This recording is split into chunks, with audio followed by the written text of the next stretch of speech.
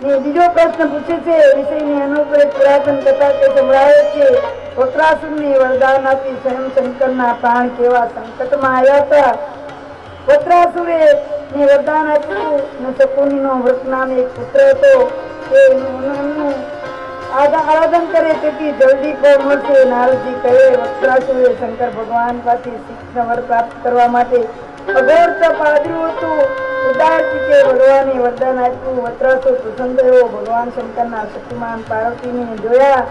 માતાજીને જોઈને કહ્યું કે મને આ જોઈએ. શંકર દોડવા લાગ્યા, ભય પામવા લાગ્યા. વક્રાસુર પાછળ દોડવા લાગ્યો. ત્યારે વિષ્ણુ ભગવાન સહાય માટે આવ્યા. યોગમાયા આવડે બટુકનું સ્વરૂપ લઈ વક્રાસુરને કહ્યું, વંદન કરી શકુનીની પુત્ર એવા એ વક્રાસુર, તમે શા માટે દોડી રહ્યા છો? તમે આ શ્રમ શાના માટે ઉચ્ચારો છો? બટુકના આવા સરળ વચનો સાંભળી વક્રાસુરે કહ્યું કે શંકર મારા માથે હાથ મૂકે, હું શંકરના માથે હાથ મૂકું. શંકરે મને એવું વરદાન આપ્યું છે, તું જેના માથે હાથ મૂકશે એ બળી જશે. મારે શંકરના માથે હાથ મૂકીને પરીક્ષા કરવી છે. ભગવાન બટુક સ્વરૂપે બોલ્યા, અરે તું સાચું શા માટે માને છે શંકરનું? તારે પરીક્ષા કરવી હોય તો તારા માથે જ પહેલો હાથ મૂકને. એ કોઈ દિવસ સાચા વરદાન આપતા જ નથી. બટુકે કહ્યું, શંકર સારી રીતે ઓળખું છું. એ દક્ષ જાતથી શંકરની 50 વૃત્તિ મળી છે. શમશાનમાં ભટકે છે. એમનું વચન સાચું ન માની વક્રાસુરને પોતાના મસ્તક ઉપર બટુકે હાથ મુકાવી દીધો. વક્રાસુર મરાયો. રાજા પરીક્ષિત કહે ભોળા ભાવે વરદાન આપી ભગવાન શંકર પોતે કોકવાર ફસાઈ જાય છે. સુખદેવજી મહારાજ પરીક્ષિતને ભગુલાંતરની કથા કહે છે. સુખદેવજી મહારાજ કહે છે મોટા ઋષિઓ બેઠા હતા, એમાં વાદ વિવાદ થયો. સૌથી મોટા દેવ કોણ? ભગવાન શંકર પાસે ગયા. ત્યારે કહ્યું, બ્રહ્મા પાસે ગયા. તેમણે પરીક્ષા કરવા કહ્યું, પરંતુ બ્રહ્માજીને પ્રણામ કર્યા સિવાય સ્તુતિ કરી એટલે બ્રહ્માજી ઉભા થયા અને હૃદયમાન તેમના થયા. મારી સ્તુતિ પણ ન કરી, પ્રણામ ન કર્યા. ત્યાંથી ભૃગુ ઋષિ કૈલાસ પર ગયા. તેમને જોઈ ભગવાન શંકર હર્ષપુલિત બની તેમને ભેટવા દોડી ગયા. ભૃગુજી તેમને તેમ કરતા અટકાવ્યા અને કહ્યું, હું તારા જેવા રોકતાની મળતો નથી. તું અવળે માર્ગે જનારો છે. ભાગો ઋષિના તીર્થ ધરા વાણી મળતા ભારતીય શંકરના પગમાં પડી તેમને બ્રહ્મહત્યા કરતા અટકાવ્યા. બ્રાહ્મણ છે, ઋષિ છે અને હત્યા ન થાય. ભગવાન વિષ્ણુ પરમાત્મા પાસે ગયા. ભગવાન વિષ્ણુજી લક્ષ્મી શેષ સાહેબ પર ભગવાન પહોંચ્યા છે. ક્ષીરસાગરમાં પહોંચ્યા છે. લક્ષ્મીજી ખોળામાં બેઠા છે. પગજંપી કરે છે. પ્રભુ ઋષિ દોડતા આવી ભગવાનની છાતીમાં લાત મારી.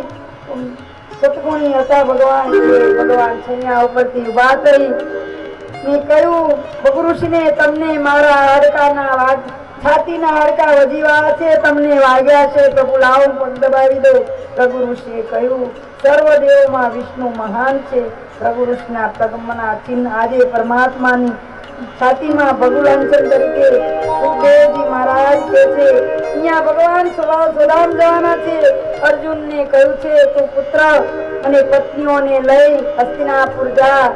આ બાજુ કાબાઓ અર્જુનને લૂંટી લે છે. ભગવાન રથ દોડી પ્રભાસ ક્ષેત્રમાં આવે છે. અર્જુન કે આજ હું મારો ગાંડી, આજ હું અર્જુન, આજે મારા પતિ કાબાએ મને લૂંટી લીધો. ભગવાનને કહે છે, અર્જુન વિચારે છે કે મારેથી નાનું એક સરખું કામ ન થતું. મારા પરમાત્માની સહાય હતી ને, એ જ ધનુષ એ જ બાણ. કાબે અર્જુન લૂંટ્યા, એ જ ધનુષ એ જ બાણ. કાબાએ અર્જુનને લૂંટી લીધો હતો. અર્જુન કે જે દિવસે કૃષ્ણ મારી જોડે હતા ત્યારે એ જ ધનુષ હતા. આજે એ જ અર્જુન છે, છતાં એ કાબાએ લૂંટી લીધો. મારા પ્રભુ વગરનો નકામો છું. અર્જુન ભગવાનની પ્રાર્થના કરે છે. આ બાજુ હસ્તિનાપુરમાં અર્જુન આવે છે. એનું નિશ્ચિત જોઈને કહે છે, કેમ પ્રભુ આજે હસ્તિનાપુર દ્વારકા છોડી પ્રભાસમાં આવ્યા છે. પ્રભાસમાં આવ્યા એટલે બધાએ સ્નાન કરી એમ ભગવાને કહ્યું, તમે બધા આજે આપણે સાથે સૌ પૂજન કરશું. પરમાત્માનું પૂજન કરે છે. અને આ બાજુ ભગવાન પીપળાના ઝાડ નીચે શાંત મુદ્રામાં ભગવાન બેસી જાય છે. યાદવો અંદર ને અંદર લડવા માટે ઓલું અરિક નામનું ઘાસ બને છે, જે તાસવ ઘસીને નાખ્યું હતું ને એ ચૂરાનું અરિક નામનું ઘાસ બને છે. એ ધારદાર હોય તલવાર જેવું, અંદર જાદવોના હથિયારો ફૂટી પડે ત્યારે અરિક નામના એ ઘાસથી એકાબીજાના માથા કપી નાખ્યા. ભગવાને સમુદ્રને આજ્ઞા કરી કે દ્વારકાને ગળી જા. સમુદ્રએ દ્વારકાને ડુબાડી દીધી છે. 56 કરોડ જાદવનો નાશ થયો છે. પણ ભગવાને અનિરુદ્ધનો દીકરો વજ્રરાભને મોસાળમાં મોકલી દીધો છે કે મારા આખા જાદવ કુળનો સર્વનાશ ન થાય. એટલે અનિરુદ્ધનો દીકરો વજ્રનાભને મોસાળમાં મોકલ્યો છે. અક્રૂરજી ઉદ્ધવજીને ભગવાને કહ્યું, ઉદ્ધવ તું મારી પાસે આવ. ઉદ્ધવજી રડે છે, કહે છે ભગવાન આ બધાને મારી નાખો છો ને મને એકને કેમ તમારેથી છૂટો પાડો છો?